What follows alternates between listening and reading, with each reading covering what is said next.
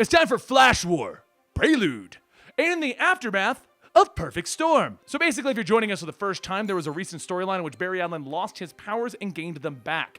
At the end of it, they had to decide what is the Flash family, and this is a 2-issue interlude before Flash War begins, showing us how they're going to treat and fix the Wally West character. Enjoy.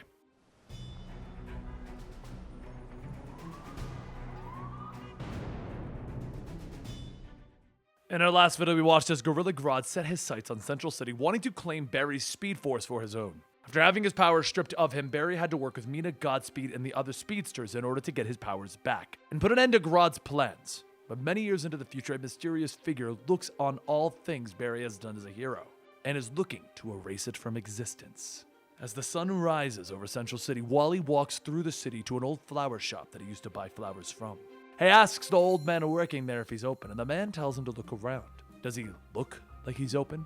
It's going to be a long time before they'll be open for business, and Wally says he's not so sure.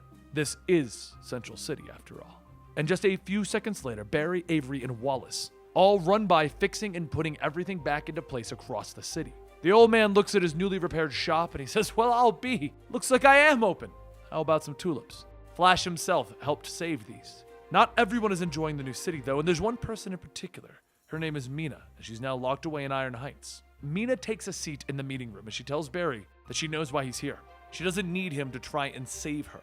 The power dampening collar is doing a good job of that already. It's keeping the negative speed force from ripping her apart. She did come here willingly. And Barry says that they can talk to the courts. They can explain that Grodd was controlling her, and Mina stops him, telling him that it's not entirely true. Not all of those feelings were from Grodd. She doesn't want him to die or anything. But the truth still stands. The Speed Force is dangerous for him, for her, for the entire world. She really doesn't think that he's the guy for the job. Barry gets up and he tells her maybe she's right, but failing her will always remind him of how important his role is. These powers are a blessing and a curse. I have to help people keep on the straight path. Friends and family who will be there for me and you.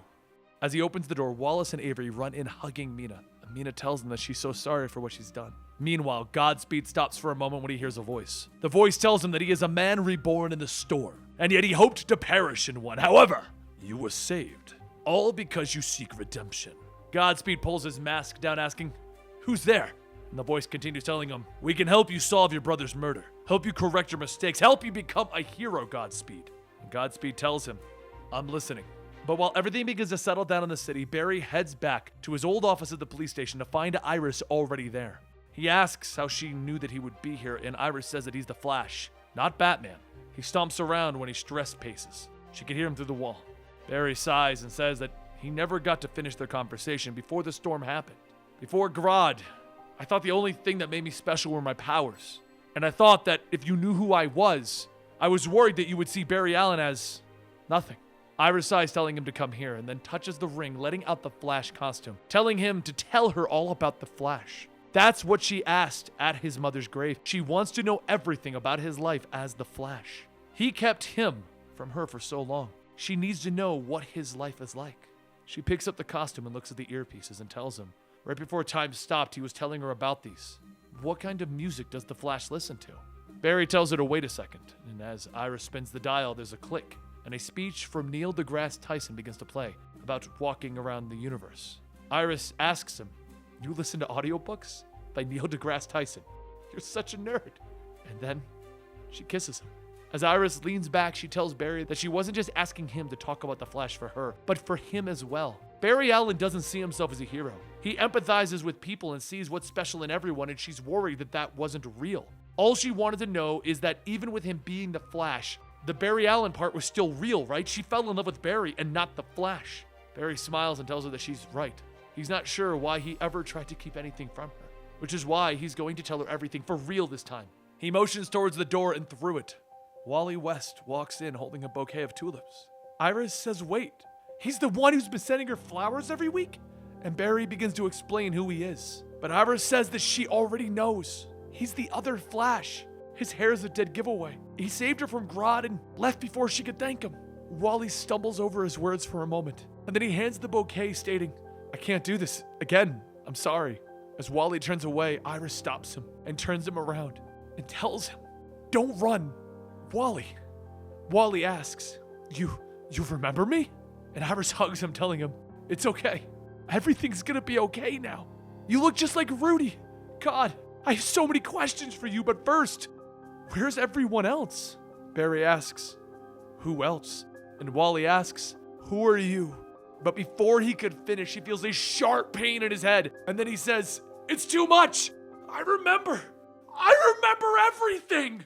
But over in a time forgotten is a low rumble of thunder as Hunter Zolomon sits in his wheelchair in his cell. He thinks back to when he met Wally and how he helped him rebuild all of the things that he lost in life. However, there was a time when he needed Wally and he never showed up. After that, he became Zoom to try and convince him to go back in time to make things right, to the exact second when things started to go bad.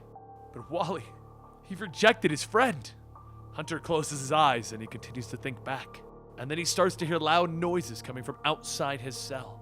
Suddenly there's an explosion and the cell door flies back and a voice says, "You once told me that you had an idea, that you could make me better.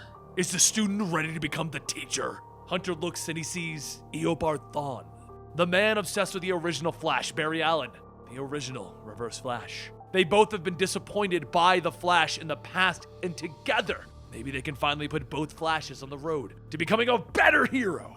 Back in the current times, Barry seeks the aid of the heroes in supernatural arts to try and figure out what happened to Wally. Zatanna uses her magic, while Jean uses his knowledge, and Jessica uses the Green Lantern ring, but even with all of that, they can't figure out what's going on. As Barry and Iris wait outside the lab, they hear Wally shouting, "No!" Within a second, Barry runs inside asking what's going on. Wally, who's strapped to an examination table, yells, "He's done! Get me out of this thing!" Cyborg tells him that he's got to chill out and let his dad's tech do the thing. And Wally vibrates through the restraints, telling him, "Nope, no more tests." Barry says that he can't just vibrate his way out of pain. They're all worried about him. His memories are a mess right now. And Iris then comes in stating, "You promised that you would get help." And Wally asks, "Is this the price I have to pay to have you back in my life?" Cyborg says that they don't know the exact cause, but the scans clearly show that his body has gone through some kind of trauma. The speed force inside of him is out of sync. As Wally looks at Cyborg, he begins to change. And as Wally's eyes widen at classic Cyborg, Cyborg asks if he's okay. He looks like he's seen a ghost. Wally steps back shouting, "It's always something! Ever since I got these powers, they've been trying to kill me. First, the Speed Force tried to make me fade away. Then I got trapped in the Speed Force, then the heart problem, and now this. If I could get past all of that, I could get past this too." Barry tells him that they're going to get through this together. He might know someone who he can talk to, run a test in, and Wally yells, "I don't want any more tests, Barry!" Barry tries to explain again, but Iris pulls Wally away, stating, "Just stop, he's had enough for today. It's time we all took a break." Barry doesn't say anything, then he runs to the place where he might be able to get some answers. The Batcave. As Barry runs past Alfred, who's tidying up the place, he begins to say that it's a pleasure to, but Barry cuts him off asking, "Where is he?" The JL communicator placed Booster Gold with Batman. "I tried calling him, but the signal won't connect. I'm in a hurry, I need to talk to him now." And Alfred tells him that he's sorry, but he's going to have to wait. Master Wayne is out. Some business with Miss Kyle, private business. If he would like to leave But before he could finish, Barry lashes out in frustration, punching the computer screen, breaking it into 1,000 pieces. Alfred sighs and he says that he understands after the Poison Ivy incident that he may desire some payback on Master Wayne. But he hardly thinks that. Barry stops him asking, "How does he do it? Whenever I think of the danger that Wally or Kid Flash could get into, I just wish that I could turn that part of my brain off. How does Bruce let someone that he cares about run on the rooftops in a place like Gotham? Nightwing, Batgirl, Robin, all of them. How does he not worry?" Alfred stops Barry from pacing and he tells him, "Of course Master Wayne worries. When you're a parent, you're always going to worry. Would you like to sit down and have some tea?" Barry says, "Wait a sec," and he begins to fix the monitor that he broke. Alfred tells him thank you. It's rare that anyone cleans up after themselves around here. But back with Wally, he starts to run all over the places where he could have had some of his victories and defeats, trying to make sense as to what's going on. What is happening to his memories? However, there's one place that he can go to cheer himself up, and that's the Flash Museum. It was the place that he would stop and talk to his hero. Even though the statue of Barry would never talk back to him, it would always inspire Wally. But as Wally looks up at the statue, Barry runs up asking what he's doing here. He's been looking everywhere. Wally smiles and says that he just needed to clear his head for a bit. Whenever he feels lost, he knows where to go. The Flash Museum has always made him feel safe. Barry reaches out to Wally asking, "What are you talking about? There's no Flash Museum. Not yet, at least." Wally begins frantically looking around, stating that he had one. They had a museum! It was amazing. Why can't this be over? Barry tells Wally to talk to him, and Wally says after Magenta and Grodd, he thought he was getting better. Like life was finally getting back on track. He's not even scared anymore, just angry. And Barry kneels down telling him, "I know it's hard, but I'll always be there to remind you not to give up hope. But that isn't what you need right now, so tell me, what do you want to do? And Wally tells him, run. I just want to run. So Barry laughs. That I can do. Back in the future, Hunter Zolomon watches the infinite loop that is Eobard Thawne dying over and over again. All happening because Eobard didn't listen to him. As rage begins to build up inside of him, Hunter says, Eobard's right. The Flashes don't deserve my fate. They deserve nothing. Hunter changes into his costume and he punches the screen. And he shouts that if the Flashes refuse to see the road to being a better hero, then I will take them down the road to war. And there you have it. Are you hyped for Flash War? I'm hyped for Flash War. You know why I'm hyped for Flash War? I guessed what was going to happen in it 2 months ago on a podcast that we do every Sunday at twitch.tv/eligiblemonster. Every Sunday, 2 p.m. Eastern. That's a thing we do. We review comic books. I guessed the plot to Flash War, and I was right. I was right. I really was. If you want to check out those podcasts, go over to our twitch.tv/eligiblemonster page, or you can join us over on patreon.com/Comicstorian. We release the audio format for that podcast every Monday over there for just showing us a little extra support. Thank you everyone for watching this. Thank you everyone who goes to Twitch, and thank you everyone who's on our Patreon, and just thank you for subscribing. See you next time.